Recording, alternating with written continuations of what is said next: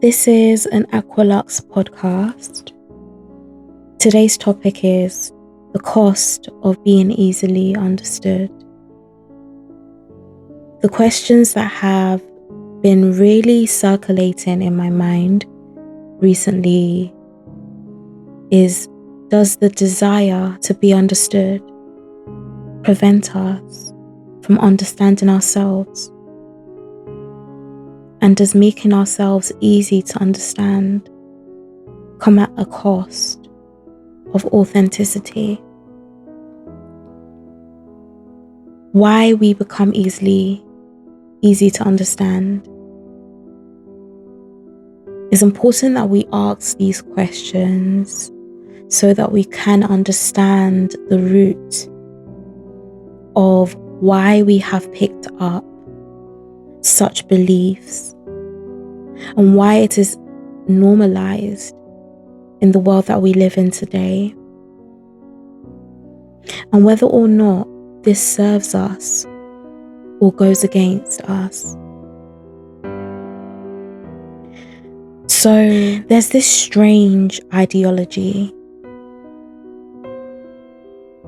that speaks on all of us being one, the human race, everyone being merged as one consciousness. And sometimes I question that. I question whether this is true, because as far as I'm concerned, there is some truth to that. You know, we all have this thing in common as we are living as human beings. However, each person is living their own experience. One of the main things that leads a person to be easily understood is the fear of being perceived as a threat. There's this obsession with wanting to be perceived as a good person, as somebody who has no shadow, somebody who has not a speck of darkness within them. But is that really realistic? There's this idea of also trying to minimize other people's discomfort. From personal experience, I can recall moments where I have tried to spare someone embarrassment because I have felt secondhand embarrassment for that person. So I have tried to almost like prevent that from happening by allowing myself to feel uncomfortable to spare someone else feeling that. And thinking back, it's really self-betrayal, because everyone is living their own personal experience, and maybe that person needed to feel that embarrassment in order to understand that they must respect people's boundaries. Another point is explaining myself before anyone even asks. There has been this unspoken rule of being afraid to seem like someone who is strict, someone who upholds my values, my beliefs, someone who is not willing to compromise on my beliefs. Maybe it stems from being younger and being praised for compromising, being the understanding one, being the one that always put aside what I wanted for others. So in turn, as I grew up, it then turned into always explaining why I would make certain choices, why I would want certain things. Thinking back now, that was never a requirement. Also, seeking acceptance before being known. This is a really big one, because no matter which way I look at it, there's nothing wrong with there being some type of gap or some type of distance between two individuals, between people that are living their own separate human experiences. So why is it frowned upon? Why must I be accepted by somebody who doesn't know me?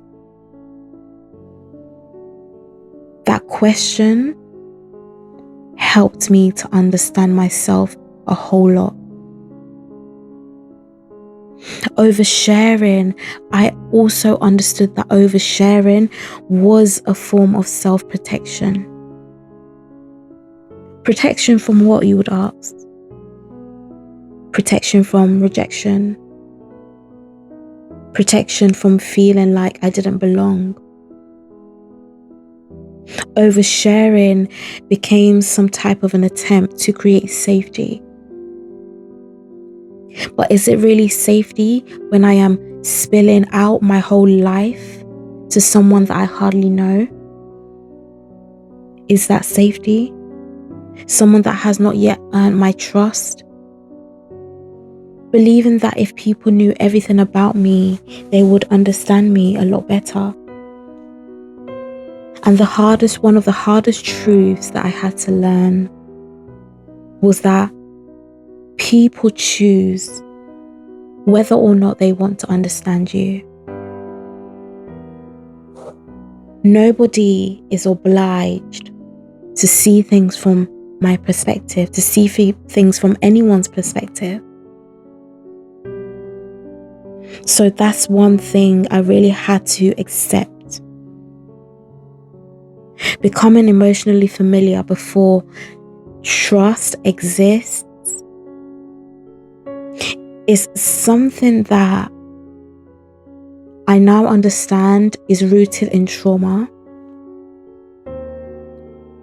Because what is familiar is not always the best option, is not always the safest option. And I began to notice that the world or the people around me would perceive me as antisocial if I would not open myself up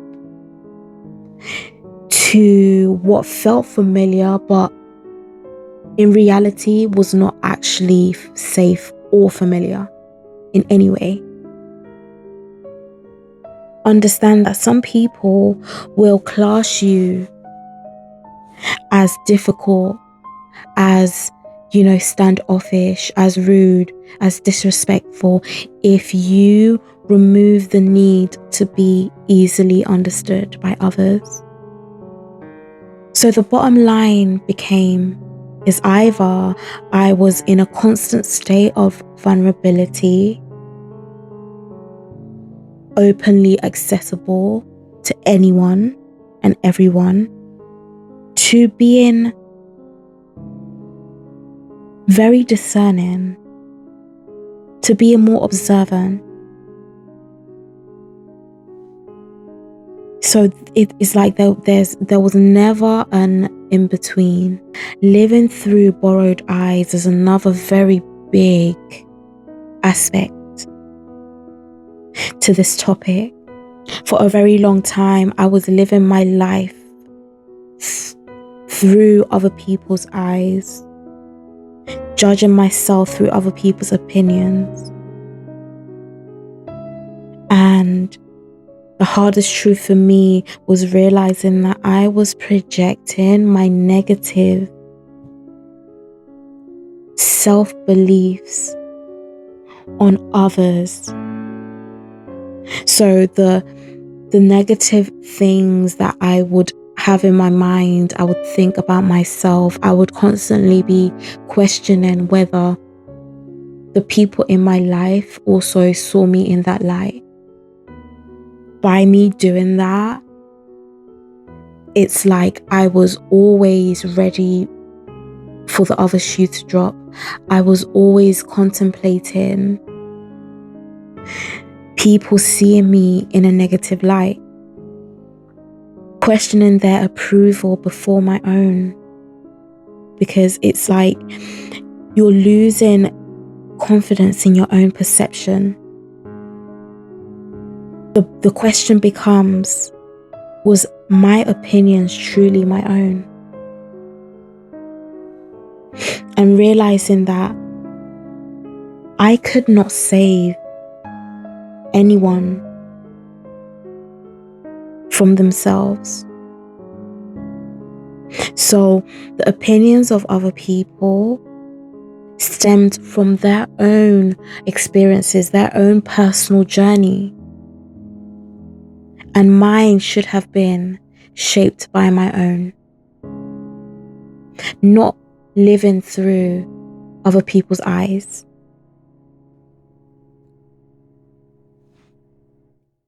So why it is so normalized to watch the world through other people's eyes? I noticed that I was beginning to experience my whole life through other people's eyes. Social media, friends, family. What would this person be doing? What would this person be thinking? What would this person be experiencing if they were here? And that is so backwards.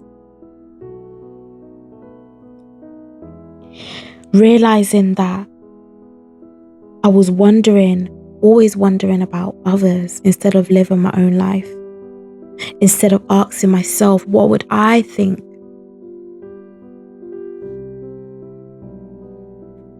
There's this desire to be normal. There's this desire to be accepted.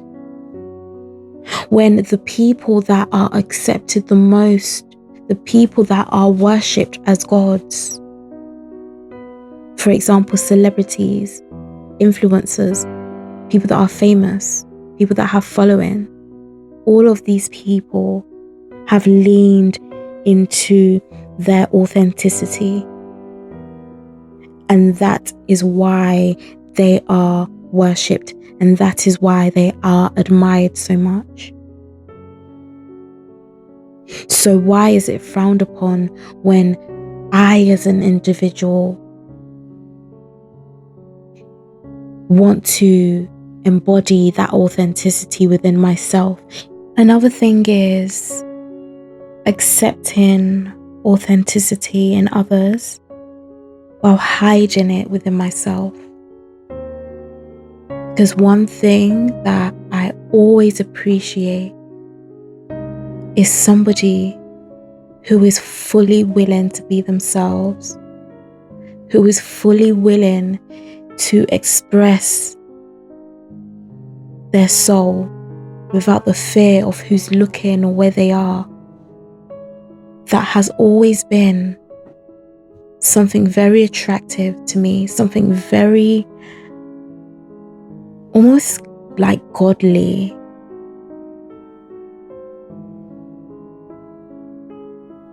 Suppressing identity to fit in is something that I know many people have experienced. I certainly have. Afraid of being seen as too deep,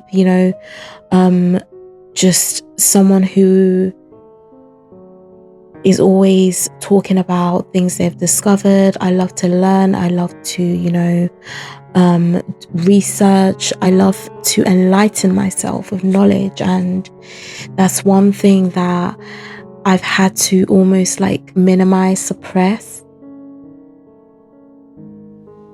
But that is me. That is my spark from the divine manifested through me, manifesting itself through me. This really gives me the vibe of trying to change the reflection in the mirror rather than changing the actual thing that is being reflected within that mirror. So after everything is said and done, there is definitely a cost for being predictable, for being understandable. Because the bottom line is that when you are easily understood, you are also very predictable. And in the world we live in, predictability is seen as safety. On the contrary, unpredictability is seen as a threat. So as I discussed before, we have learnt to be predictable as a form of self-protection. What is the hidden cost of performance? Are we performing, or are we genuinely expressing ourselves as we interact in the world with people, family, friends, our loved ones? Are the choices that we make driven by truth or the anticipated reactions of the people around us? These are questions we must ask to understand our motivation for what we want, for our desires, what we choose, the choices we make. And finally, the ultimate goal is to return to ourselves. We must trust our own observations and allow things to unfold naturally, organically, without being pressured by time, by acceptance. Okay, we must collect evidence through lived experiences.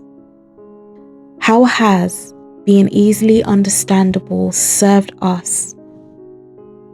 All this time we've been practicing this way of life, how has it served us? And has it drawn us closer to ourselves or further away? Are we able to allow misunderstanding without immediately explaining ourselves? Friction is seen as toxicity, is seen as bad, negative. But is it not a natural part of human nature? If we are all living our own separate experiences, is it not natural that sometimes we may not be on the same page as the people around us? We may not be on the same wavelength. We may have to disagree. We may have to agree to disagree, and that's okay.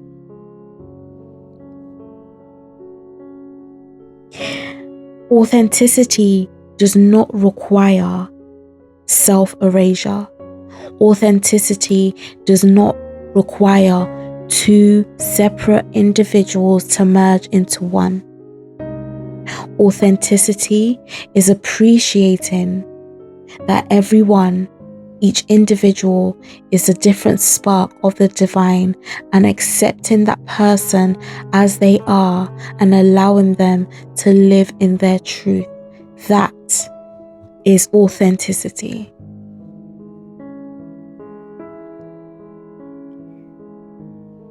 There are a few questions that I want to leave you with. What would you do if nobody had an opinion? Would you live differently? Would you move in the world differently? Would you see others differently?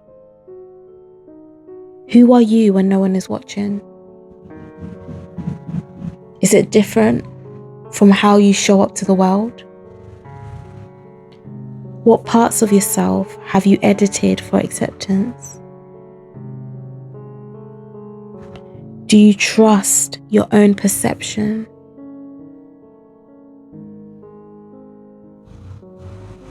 My closing thought is that perhaps the cost of being easily understood isn't that people know you. It's that you slowly forget how to know yourself. You slowly erase your authenticity. And in that, you merge with a world that have lost their sense of identity. Return to self, AKUALUX.